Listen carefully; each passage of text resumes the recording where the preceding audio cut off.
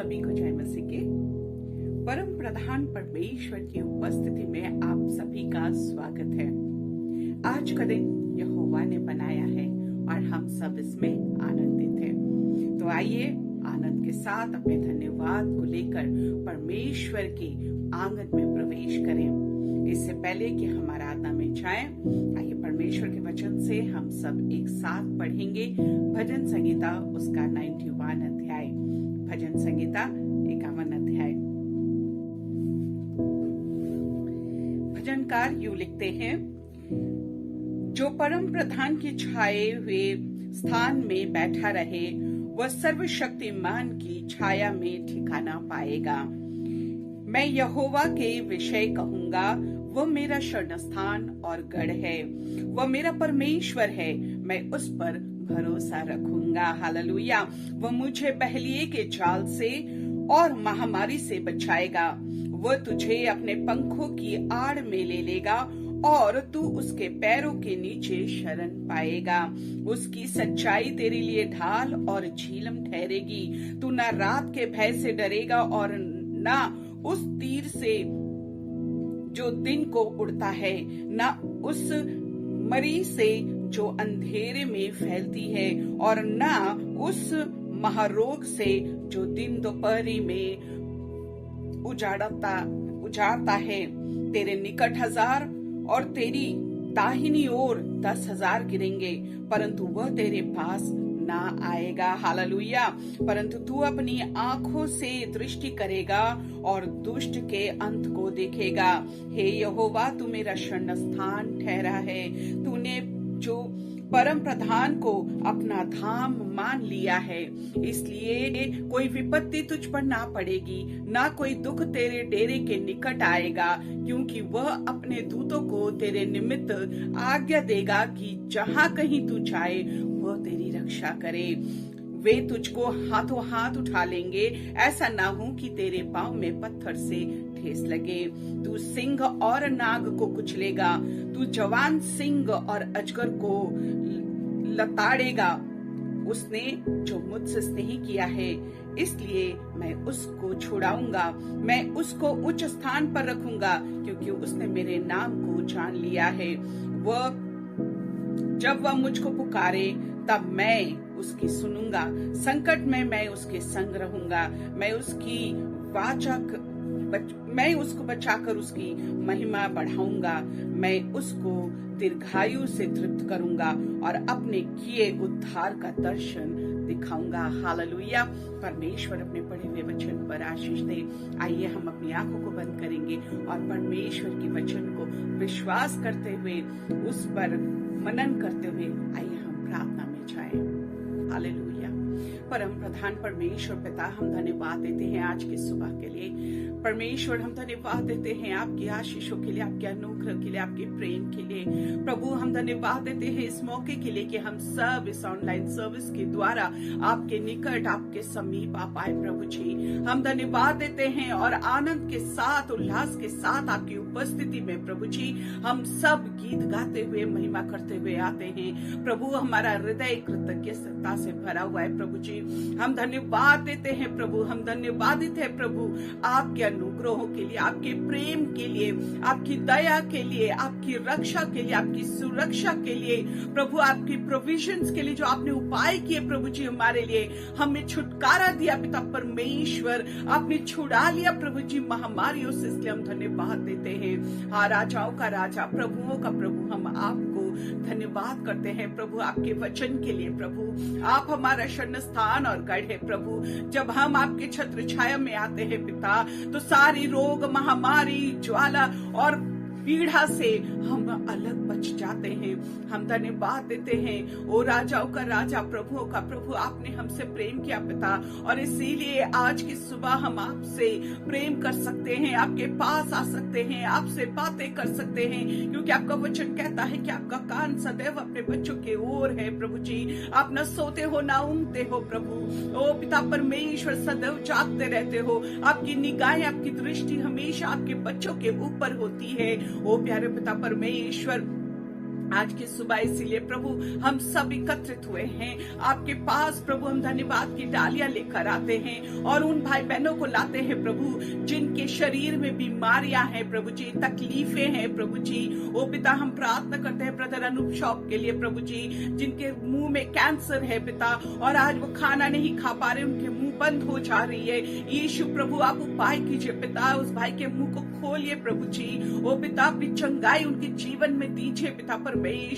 और ब्रदर अनूप के जैसे और जितने भाई और बहन है प्रभु आज बिस्तरों में पड़े हैं, शरीर से लाचार है, बीमार है, सर के बाल से लेकर पैर के नाखून तक, ओ यीशु राजा मैं उन्हें आपके पवित्र लहू में समर्पित करती हूँ। यीशु अपनी छिंदे हुए हाथ बढ़ाइए प्रभु और एक एक को पिता परमेश्वर अपनी इच्छा अनुसार चंगाई दीजिए प्रभु जी। ओ पिता परमेश्वर हम प्रार्थना करते हैं अनुग्रहकारी प्रभु, हम आपको पिता परमेश्वर आपकी दया की भीख मांगते हैं प्रभु जी।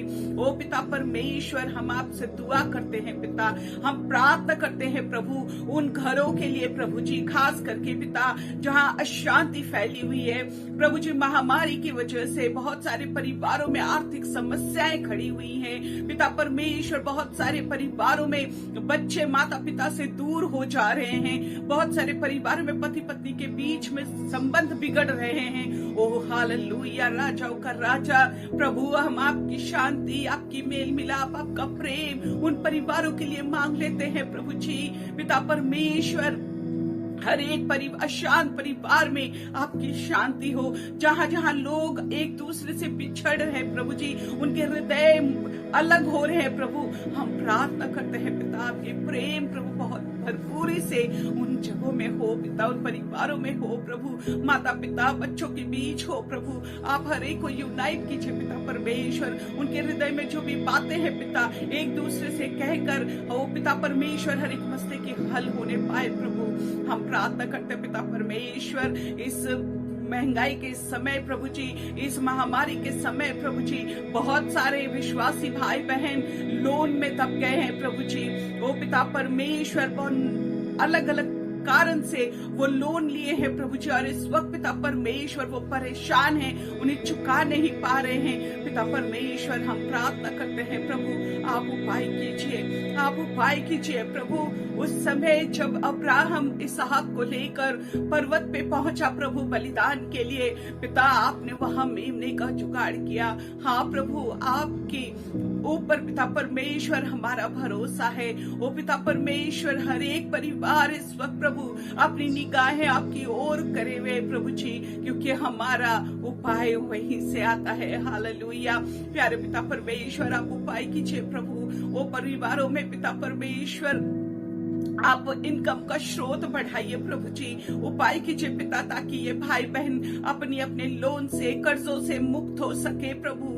ओ पिता परमेश्वर आपके छुटकारे को, आपकी आजादी को वो महसूस कर पाए प्रभु जी अपने जीवन में। हम प्रार्थना करते हैं पिता परमेश्वर जो बहनें अकेली हैं, ओ पिता परमेश्वर जो भाई अकेले हैं, उनके साथी नहीं है पिता परमेश्वर। ओ प्रभु हम प्रार्थना करते हैं पिता कि हर एक के जीवन में ओ प्रभु आपकी उपस्थिति इस कदर भर जाए प्रभु कि उन्हें और किसी की जरूरत ना पड़े पिता परमेश्वर। आपके सहारे को वो पहचान पाए, समझ पाए, अपने जीवन में महसूस कर पाए। आज पिता परमेश्वर बहुत कोई अकेले हैं, ओ पिता परमेश्वर हम प्रार्थना करते हैं कि आपकी उपस्थिति उनके परिवार में हो।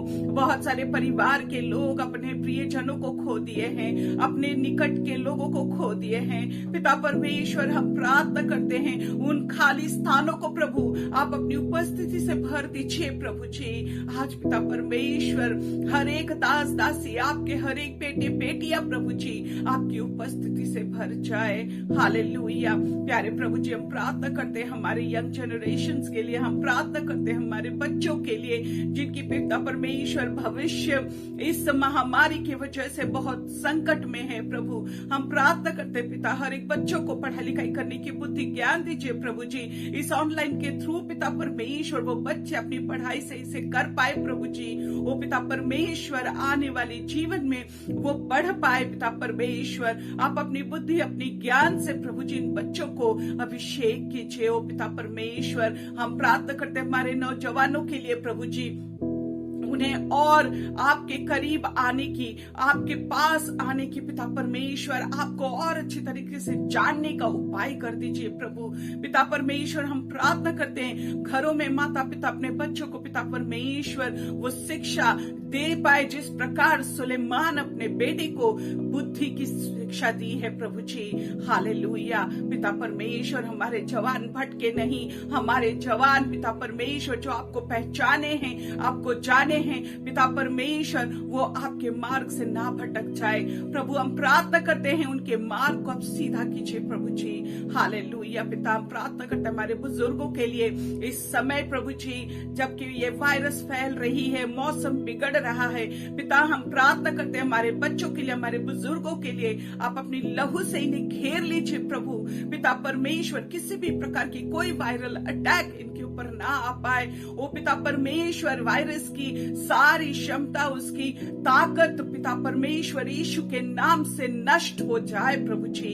हालेलुया। पिता परमेश्वर हम हर एक को आपके हाथों में सौंपते हैं, ये सभा को आपके हाथों में सौंपते हैं, आराधना टीम को आपके हाथों में देते हैं पिता परमेश्वर। आपके वचन लाने वाले आपके दास को प्रभु जी आप अभिषेक कीजिए, अपने आत्मा से अगुवाई कीजिए, सुनने वाले कानों को पिता परमेश्वर आप छू लीजिए, हर एक हृदय में पिता परमेश्वर आज आपका वचन फलवंत हो सके। हालेलुया। प्यारे प्रभु जी हर एक बातों को आपके चरणों में रखते हैं पिता परमेश्वर, राजाओं का राजा, हमारा मुक्तिदाता, त्राण करता, जीवित यीशु मसीह आपके नाम से चाहते हैं। आमीन। आमीन। आइए साथ मिलकर प्रभु की आराधना करते हैं। आप सभी का ऑनलाइन सर्विस में स्वागत करती हूँ। आइए हम मिलकर परमेश्वर की महिमा करें, गीतों के द्वारा इसकी आराधना करें। आओ हम यहोवा का धन्यवाद करें, अपने सारे हृदय से वंदना करें, उसके फाटकों में स्तुति करें और जय जयकारे। आओ हम यहोवा का धन्यवाद करें, अपने सारे हृदय से वंदना करें,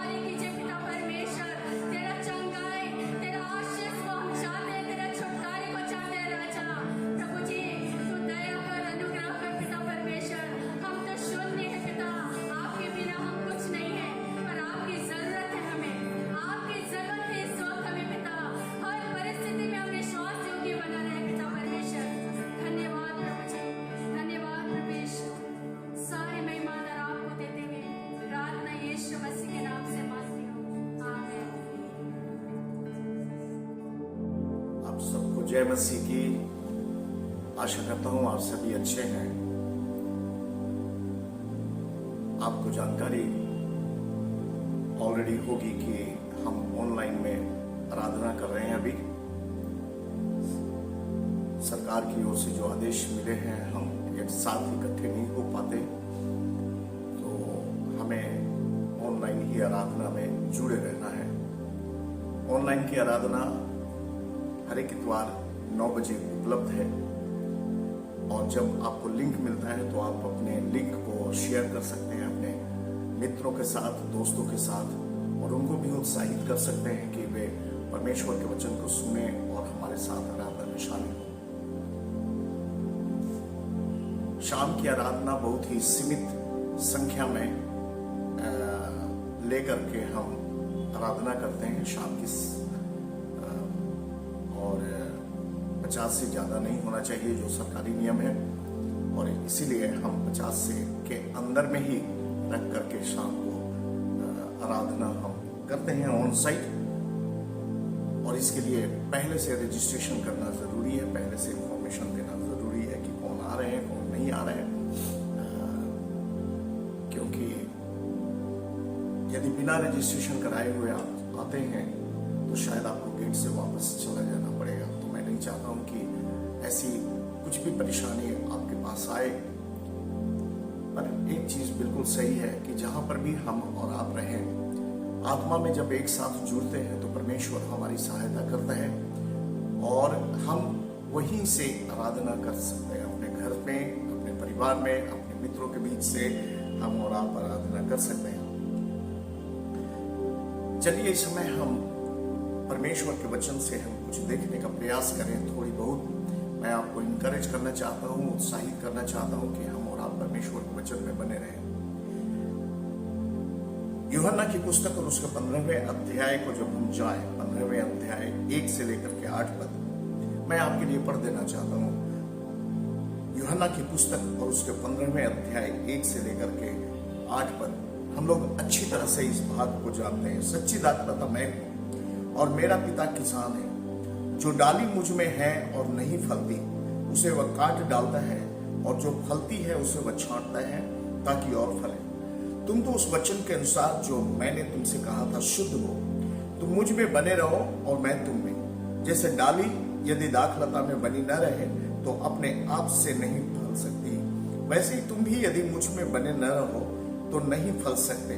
मैं दाखलता हूं और तुम डालियां हो, और जो मुझ में बना रहता है और मैं उसमें, वो बहुत फल फलता है, क्योंकि मुझसे अलग होकर तुम कुछ भी नहीं कर सकते। यदि कोई मुझ में बना न रहे तो वह डाली के समान फेंक दिया जाता है और सूख जाता है, और लोग उन्हें बटोर कर आग में छोड़ देते हैं और वे जल जाती हैं। और यदि तुम मुझ में बने रहो और मेरा वचन तुम में बना रहे तो जो चाहो मांगो वह तुम्हारे लिए हो जाएगा। मेरे पिता की महिमा इसी रीति से होती है कि तुम बहुत सा फल लाओ, तभी तुम मेरे चेले ठहरोगे। तुम बहुत सा फल लाओ तभी तुम मेरे चेले ठहरोगे। परमेश्वर एक शब्द का इस्तेमाल यहां पर परमेश्वर के वचन में किया गया है, छांटने की प्रक्रिया। परमेश्वर छांटता है। एक माली डाली को छांटता है, और उसका छांटने का कारण यह होता है कि उसमें आगे चल करके और भी हरियाली आ जाए, और भी उसमें फल को लगे। और परमेश्वर का वचन भी कहता है, जो फलती है, जो डाली फलती है, जो डाली मुझ में है और नहीं फलती उसे वह काट डालता है, और जो फलती है उसे वह छांटता है। जो डाली फलवंत है उसे छांटता है। माली कहता है कि छांटता है। मेरे भाई मेरे बहन, परमेश्वर हमारी जिंदगी में भी छटाई करता है। परमेश्वर हमारे जिंदगी को छांटता है ताकि हमारी जो आत्मिक जिंदगी है और भी प्रभावशाली बने। परमेश्वर चाहता है कि हमारी आत्मिक जिंदगी और भी उन्नति करे। परमेश्वर चाहता है हम प्रभु में और भी मजबूती के साथ बने रहें, उसके विश्वास में बने रहें। और इसीलिए हमारी जिंदगी को भी उस माली के समान पौधे को छांटता है, जिस तरह से माली पौधे को छांटता है ताकि वह और भी बढ़े, और भी फल फूल लाए, और भी खूबसूरत बने। ठीक इसी प्रकार से परमेश्वर भी हमारी जिंदगी को खूबसूरत बनाता है। 4 प्रकार के ब्रांचेस या 4 प्रकार के जो डालियां हैं, इसके विषय में हम दूसरे पद में हम पढ़ते हैं। जो डाली मुझ में है और नहीं फलती काट डालता है, और जो फलती है उसे वह छांटता है। कुछ डाली ऐसी है जिसमें कोई फल नहीं लगते हैं, कुछ डाली ऐसी है जिसमें फल लगते हैं, कुछ डाली ऐसी है जिसमें ज्यादा फल लगते हैं, और कुछ डाली ऐसी है जिसमें बहुत ज्यादा फल लगते हैं। यदि हम अपनी जिंदगी के साथ तुलना करें तो परमेश्वर मनुष्य के विश्वासियों की जिंदगी को भी कुछ इसी प्रकार से तुलना कर किया है। कुछ विश्वासी हम मनुष्यों में से कुछ ऐसे हैं जिनमें फल नहीं है, और हम अच्छी तरह से जानते हैं उन दिनों की बात जब प्रभु यीशु मसीह रास्ते से होकर के गुजर रहे थे। उनकी बड़ी इच्छा थी कि जलपाई के पौधे से, जलपाई के पेड़ से कुछ उनको फल खाने को मिले। जलपाई तो हरा भरा था, परंतु प्रभु यीशु मसीह को फल नहीं मिले खाने के लिए। और जब प्रभु यीशु मसीह को खाने के लिए फल नहीं मिला, दूसरे दिन देखा गया कि वह जलपाई का पौधा, वह जलपाई का पेड़ जो है वह अस्तित्व विहीन हो गया, सूख गया, डैमेज हो गया, खत्म हो गया, क्योंकि परमेश्वर के लिए उस पेड़ के पास फल नहीं थे देने के लिए। मेरे भाई मेरे बहन, कुछ हमारी और आपकी जिंदगी है, हम विश्वासियों की जिंदगी ऐसी है। यदि हमारे और आपके अंदर में वह फल न लगे तो यह संभावना है कि हमारी आत्मिक जिंदगी बिल्कुल सूखे पत्ते के समान, सूखे पेड़ के समान हो जाएंगे, और एक समय ऐसा आएगा जिसे काट कर फेंक दिया जाएगा और नाश कर दिया जाएगा। कुछ पौधे ऐसे हैं, कुछ डालियां ऐसी हैं जिसमें फल लगते हैं। दूसरे पद में कहता है जो डाली मुझ में है और नहीं फलती, और फिर दूसरा है जो डाली मुझ में है और वह फलती है। इसका मतलब कि प्रभु यीशु मसीह में जो है, जब हम रहते हैं तो हम फलते हैं। तो कुछ डाली ऐसी है जिसमें फल है, और कुछ डाली ऐसी है जिसमें बहुत फल है। जो फलती है उसे छांटता है ताकि और फल लगे, और उसमें फल लगे। और 5वें पद को जब हम पढ़ते हैं, 5वें पद में हमें पढ़ते हैं कि कुछ डाली ऐसी है जिसमें बहुत से फल लगते हैं। अब हमें और आपको जानने की जरूरत है कि यह फल की परिभाषा इस पुस्तक में या यूहन्ना की पुस्तक में हमें और आपको क्या बताया गया है। जो बाइबल में हम पढ़ते हैं फल का अर्थ क्या होता है। मेरे भाई मेरे बहन, परमेश्वर चाहता है, जब परमेश्वर ने सारी सृष्टि को बनाया तो परमेश्वर ने आशीष दी, और आशीष क्या था? फूलो, फलो और बढ़ जाओ। और इसीलिए सृष्टि के हर एक प्राणी फूलते, फलते, बढ़ते हैं। हर एक सृष्टि में फलवंत होने का जीवन है। यहां तक कि आदम और हवा को भी फूलो, फलो और बढ़ जाओ परमेश्वर ने आशीष दी थी। और मेरे भाई मेरे बहन, हमें और आपको जब परमेश्वर ने चुना है, एक नया जीवन दिया है, तो परमेश्वर की इच्छा यह है कि हम और आप फूले, फले और बढ़ जाएं। हालेलुया। और ये जो फूले, फले, बढ़ जाए, कौन सी ऐसी चीज है जो हमें और आपको बढ़ने में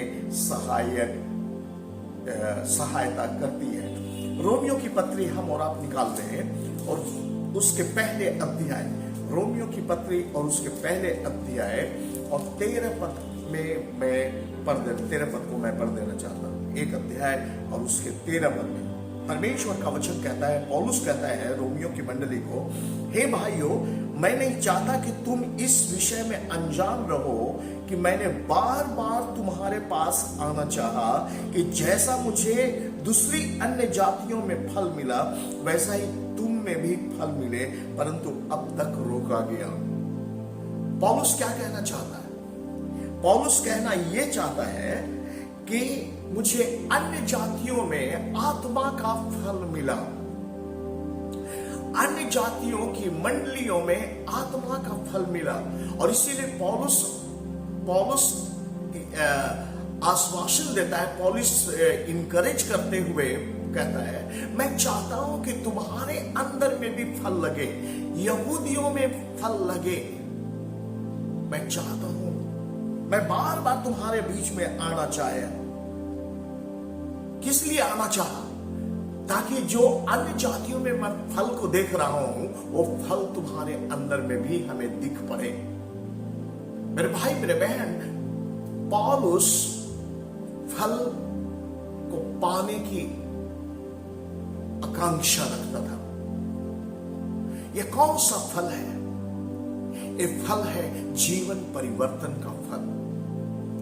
यह फल है ताकि बहुत से इंसान तुम्हारे साथ जुड़ जाएं, आपके साथ जुड़ जाएं, जिनके जीवन में एक बदलाव आ जाए, वे परमेश्वर को जान सके, वे परमेश्वर को ग्रहण कर सके, परमेश्वर की आशीष को वे प्राप्त कर सके, परमेश्वर का आत्मिक फल उनके जीवन में लगे। ये परमेश्वर की इच्छा है मेरे भाई मेरे बहन, ये परमेश्वर की इच्छा है।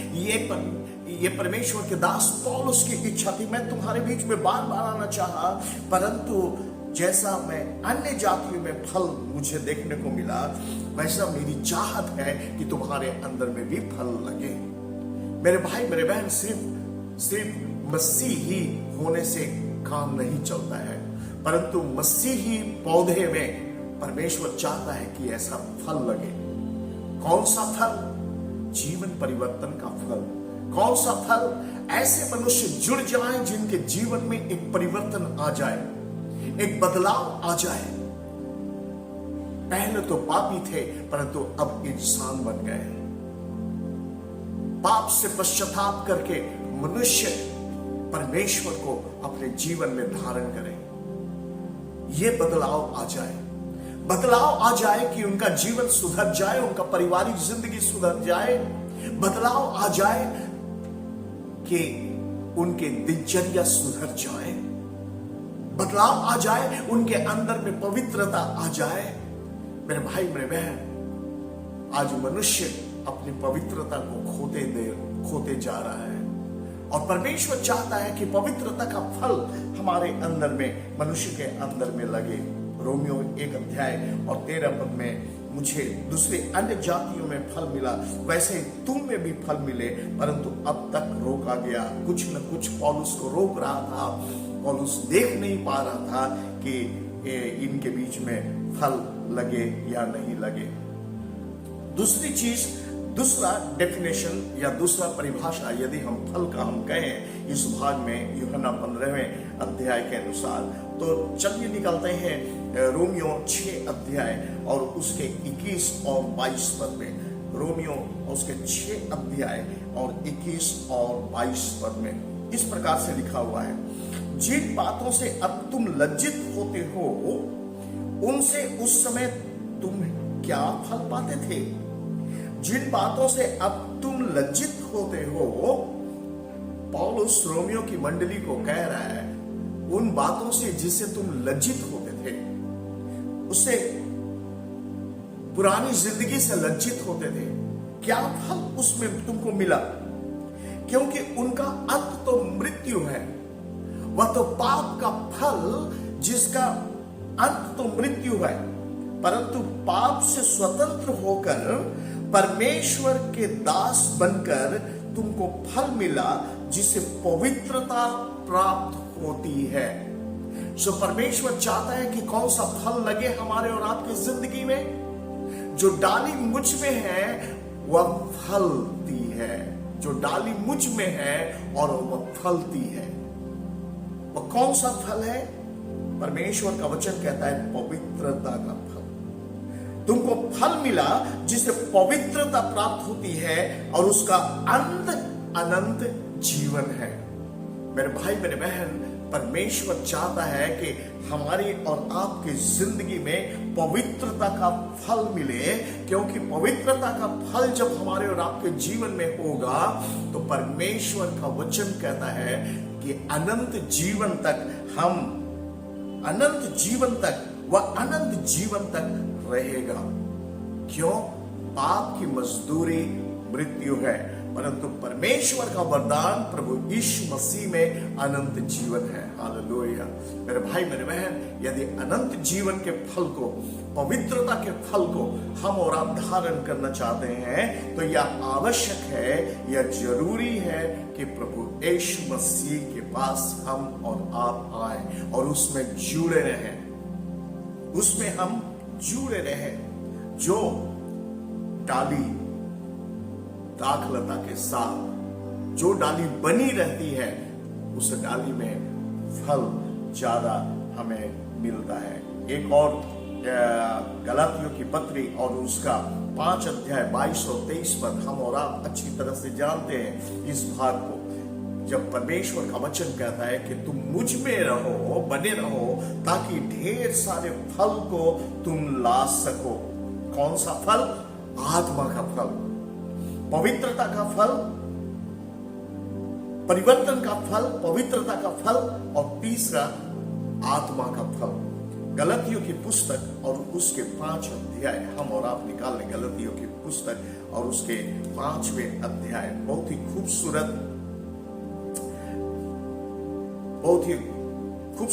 पद है। और गलातियों की पत्री और उसके 5वें अध्याय, और वहां पर कई फलों के विषय में वर्णन किया गया है। कई प्रकार के फलों के विषय में वर्णन किया गया है। मैं आपके लिए पढ़ देना चाहता हूं गलातियों की पुस्तक और उसके 5 अध्याय 22 और 23 पर। और आप सब जो सुन रहे हैं ध्यान से इसको जरूर आप सुने कि वो कौन सा फल है। 22 और 23 पर मैं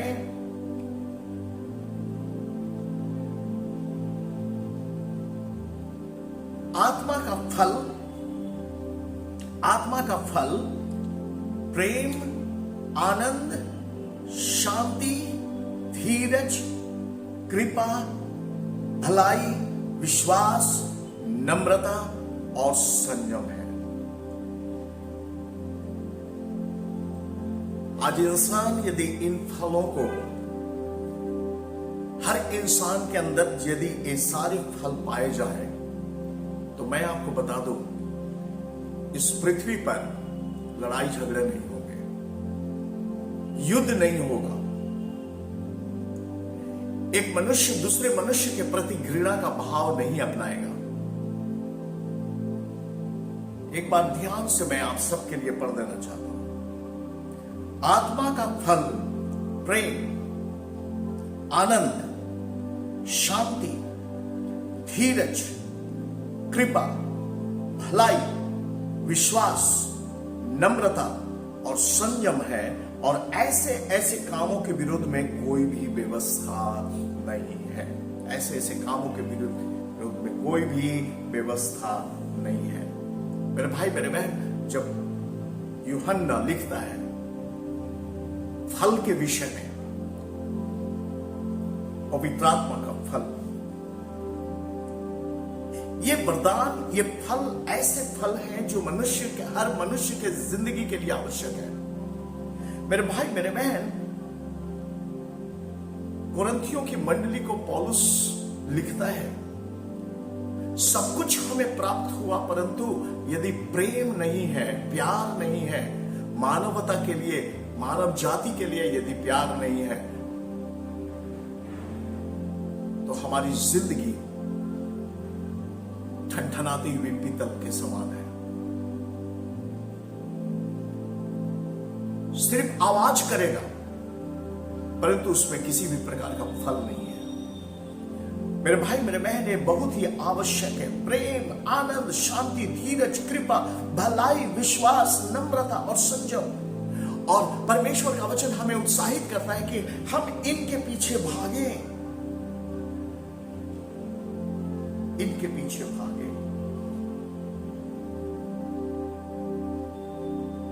जब हम धार्मिकता के फल को कहते हैं, यूहन्ना 15वें अध्याय और उसके यूहन्ना 15वें अध्याय में यूहन्ना लिखता है, तुम, तीसरे पद को हम देखेंगे, यूहन्ना 15 अध्याय और उसके तीसरे पद को मैं आपके लिए पढ़ देना चाहता हूं। तुम तो उस वचन के कारण जो मैंने तुमसे कहा है शुद्ध हो, तुम पवित्र हो, तुम शुद्ध हो। कैसे शुद्ध हो? परमेश्वर के वचन के अनुसार तुम शुद्ध हो। कैसे शुद्ध हो? चौथे पद को, यदि हम और आप शुद्धता प्राप्त करना चाहते हैं मेरे भाई मेरे बहन, पवित्रता को प्राप्त करना चाहते हैं, तो तीसरे पद में जो हमने पढ़ा, उस वचन के कारण जो मैंने तुमसे कहा शुद्ध हो। परमेश्वर के वचन के अनुसार तुम शुद्ध हो। और फिर चौथे पद में कह रहा है, तुम मुझ में बने रहो और मैं तुम में, जैसे डाली और यदि दाखलता में बनी रहे तो आपसे नहीं फल सकती, वैसे ही तुम भी यदि मुझ में बने न रहो तो नहीं फल सकते हैं। ओबीडियंस, आदेश का पालन। परमेश्वर का वचन कहता है, तुम मुझ में बने रहो तब फलोगे, और यदि तुम मुझ में बने नहीं रहोगे तो नहीं फलोगे। सो परमेश्वर क्या चाहता है? परमेश्वर चाहता है कि हम उसमें बने रहें। फिर 10वें पद को भी थोड़ा सा हम और आप देख लें। और 10वें पद में क्या है? यदि तुम मेरी आज्ञाओं को मानोगे। हालेलुया। परमेश्वर चाहता है उसके आदेश को, उसके आज्ञाओं को हम पालन करने में सक्षम हो। यदि तुम आज्ञाओं को मानोगे तो तुम मेरे प्रेम में बने रहोगे, जैसा कि मैंने अपने पिता की आज्ञाओं को माना है और उसके प्रेम में बना रहता हूं। सो उसके प्रेम में बने रहना, उसके आज्ञाओं को पालन करना। सो पवित्रता, हम और आप पवित्रता की वरदान को, पवित्रता के फल को कैसे अर्जन कर सकते हैं? परमेश्वर के वचन के द्वारा और परमेश्वर की आज्ञाओं को पालन करने के द्वारा। और सिर्फ इतना ही नहीं, हमारी और आपकी जिंदगी में कठिन समय भी आते हैं। यदि तुम संसार के होते तो संसार अपनों से प्रेम रखता, परंतु इस कारण तुम संसार के नहीं, वरन मैंने तुमको संसार में से चुन लिया है, इसलिए संसार तुमसे बैर रखता है। कठिनाइयों से होकर के जब हम गुजरेंगे, हम पवित्रता की ओर अग्रसर होंगे, आगे बढ़ेंगे। हमारी जिंदगी में कठिनाई आती है और ये सारी कठिनाइयां हैं, और परमेश्वर कहता है कि मैंने जब तुमको चुन लिया है, संसार तुमसे बैर रखता है। और संसार जब बैर रखता है तो मेरे भाई मेरे बहन, यह जिंदगी बहुत ही आरामदायक, बहुत ही यूं कहना चाहिए कि आराम तलबी वाली जिंदगी नहीं है, परंतु कठिनाइयों वाली जिंदगी है। परमेश्वर ने जब चुन करके अलग किया है तो हमारे और आपके ऊपर चैलेंजेस बहुत हैं, परंतु परमेश्वर का वचन कहता है कि हम उसमें बने रहें ताकि ढेर सारी फल को लाए, आत्माओं का फल को लाए, पवित्रता के फल को लाए, आत्मा के फलों को अपने जीवन में धारण करें, पवित्रता को हम अपनी जिंदगी में ग्रहण करें। कैसे? उसके वचन के द्वारा और उसकी आज्ञाओं को पालन करने के द्वारा और कठिनाइयों को झेलने के द्वारा। इसलिए हम और आप, हमारी जिंदगी में जब कठिनाइयां आती है तो हम और आप परेशान ना हो। मैं जानता हूं परेशानी से कोई हमको आजादी नहीं दिला सकता है, परंतु परेशानी से आजादी दिलाने वाला इस संसार में कोई नहीं है, पर एक ही है, वह है प्रभु यीशु मसीह। और इसीलिए वह कहता है, ऐ परिश्रम करने वाले, बोझ से दबे हुए लोगों, तुम मेरे पास आओ, मैं तुम्हें विश्राम दूंगा। मेरे भाई मेरे बहन, हमें और आपको पास और कोई राह नहीं है, सिर्फ एक ही राह है कि हम यीशु के पास आए, उसमें बने रहें, ताकि ढेर सारे फल को ला सके, जिससे हमारी आत्मिक जिंदगी का पौधा जो है वह हरा भरा बराबर बना रहे। हालेलुया। आइए हम प्रार्थना करते हैं। हम आपके लिए प्रार्थना करना चाहते हैं। आप जो कोई भी हो, जो भी इंसान हो, परमेश्वर आपसे प्यार करता है। आमीन। हालेलुया। परमेश्वर आपसे प्यार करता है। हम और आप निराश अपनी जिंदगी में ना हो। प्रभु चाहता है कि आप उसमें बने रहें। परमेश्वर चाहता है कि आप उसको पुकारें। मैं नहीं जानता हूं कि आप कौन हैं, क्योंकि मैं देख नहीं सकता हूं, मैं आपको देख नहीं सकता हूं, न आपको समझ सकता हूं, क्योंकि आप अदृश्य भाव से आराधना में हमारे साथ जुड़े हुए हैं। पर मैं एक बात जानता हूं, परमेश्वर की आंखें आपकी ओर लगी है। वह आपकी परिस्थिति को जानता है, आपके हालात से वह परिचित है। शायद हम और आप सोचते होंगे इस संसार में जिसके पास धन दौलत है वह बहुत ही सुखी इंसान है, पर मैं आपको बता दूं, सबसे दुखी इंसान है वह जिसके पास ढेर सारे धन दौलत है परंतु परमेश्वर नहीं है उसके पास। सो परमेश्वर आपको आशीष दे, अनुग्रह प्रदान करे और परमेश्वर की उपस्थिति आपके जीवन में, आपके परिवार में हो। विश्वास रखें, भरोसा रखें, प्रभु में बने रहें। परमेश्वर पिता, हम तुझे धन्यवाद देते हैं हर एक भाई, हर एक बहनों के लिए जिन्होंने तेरे वचन को सुना। प्यारे प्रभु, उनके मनों से आप बातचीत कीजिए, विश्वास और भरोसा दीजिए, और भी प्रभु अपने चरणों के पास उनको रखिए और भी उन्नति का कारण बनाइए। परमेश्वर प्रभु जी, उनके जीवन में बहुतायत से फल मिले, आत्मा का फल मिले, उनके जीवन में धार्मिकता का फल मिले, उनके जीवन में बदलाव का फल मिले। परमेश्वर तू उनके जीवन में काम कर, आशीष दे, अनुग्रह प्रदान कर। सारी बातों के लिए एक बार फिर से धन्यवाद देते हैं और इस ऑनलाइन सभा के लिए धन्यवाद देते हैं। अगले हफ्ते में जब हम फिर से मिलते हैं प्रभु, ऑन साइट और ऑनलाइन, प्रभु तुझसे प्रार्थना करते हैं परमेश्वर तेरी आशीष, अनुग्रह, स्पर्श प्रभु हर एक भाई बहनों के ऊपर हो। सारी बातों के लिए धन्यवाद देते हुए प्रार्थना यीशु के नाम से मांगते हैं। आमीन, आमीन, आमीन, आमीन। परमेश्वर आपको आशीष दे, प्रभु आपके साथ है, प्रभु के में बने रहे। God bless you. सबको धन्यवाद हमारे साथ इस हिंदी की ऑनलाइन सर्विस में जुड़े रहने के लिए, और मैं आशा करती हूँ कि आज प्रभु की आशीष, प्रभु के अनुग्रह आपको स्पेशल तरीके से छुआ है। यदि आप प्रभु के विषय में और भी जानकारी रखना चाहते हैं, या आप चाहते हैं कि हमारी प्रार्थना टीम आपके लिए प्रार्थना करे, या फिर प्रभु ने आपके जीवन में कार्य किया है और आप चाहते हैं उस गवाही को हर एक के साथ बांटना, तो स्क्रीन पे दिए गए व्हाट्सएप नंबर पे आप लिखकर हमें बताएं। अगर आप हमारे चर्च के Hindi section, assembly of God church Hindi section के व्हाट्सएप ग्रुप में नहीं जुड़े हुए हैं और आप चाहते हैं कि हर एक सूचनाएं जो चर्च से रिलेटेड है, सभा से रिलेटेड है, आपको मिलती रहे, तो स्क्रीन पे दिए गए व्हाट्सएप नंबर पे आप अपना नंबर और नाम छोड़ दें, हम आपको ग्रुप में जोड़ लेंगे। आगे हम ध्यान रखें, सुबह की सर्विस 9 बजे जिस तरह हम ऑनलाइन सर्विस कर रहे हैं ये कंटिन्यू रहेगी, पर जो हम पार्क स्ट्रीट आकर चर्च करते थे वो अब 2 नहीं, एक ही सर्विस हो रही है। सुबह की सर्विस अभी नहीं हो रही है, केवल शाम को सर्विस हो रही है, वो शाम को 4 बजे 8 तल्ला एजी टावर में। लेकिन सर्विस लिमिटेड है, केवल 50 लोगों तक, क्योंकि हम लोग सब जानते हैं अभी कोविड के कुछ प्रोटोकॉल्स दिए गए हैं और हमारे गवर्नमेंट ने कुछ रूल्स बनाए हैं, तो हम केवल 50 लोगों को लेकर ही ऑन साइट सर्विस कर सकते हैं। इसलिए आप सबों से रिक्वेस्ट है कि जो चर्च आना चाहते हैं, स्क्रीन पे दिए गए नंबरों पर आप अपना नाम भेज दें, आपके साथ कितने लोग आएंगे वो नंबर भेज दें, ताकि हम वो लिस्ट तैयार कर सके।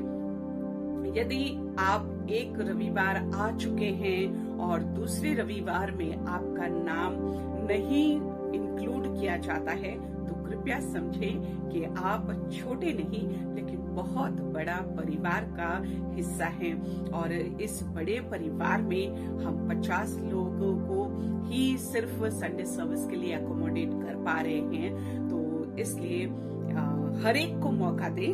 अगर इस संडे आप आए हैं तो नेक्स्ट संडे किसी और को आने का भी मौका मिलनी चाहिए। तो अगर आपका नाम लिस्ट में नहीं दिखता है और आपने रिक्वेस्ट भेजा है तो कृपया बुरा ना माने, नेक्स्ट संडे उसके बाद वाले संडे का इंतजार करें।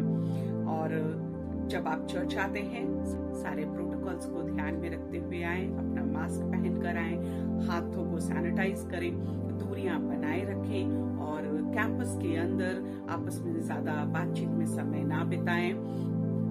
बड़े बुजुर्गों को, छोटे बच्चों को कृपया कर घर पे ही रखें, सुरक्षित रखें और हर एक को सुरक्षित रहें। हम जानते हैं परमेश्वर हमें संभालता है, हर विपत्ति से हमें बचाता है, पर प्रभु ने हमें साथ साथ बुद्धि और ज्ञान दिए हैं। समय अनुसार हमें उसकी उपयोग करनी है और उसे इस्तेमाल में लाना है। तो परमेश्वर सबों को आशीष दे। अपने दान, अपने दशमान सब संजो कर रखें। जिस संडे आप चर्च आ रहे हैं उस संडे आप अपने दान दशमान परमेश्वर के चरणों में, उनकी झोली में डाल सकते हैं। हर एक को प्रभु आशीष दे।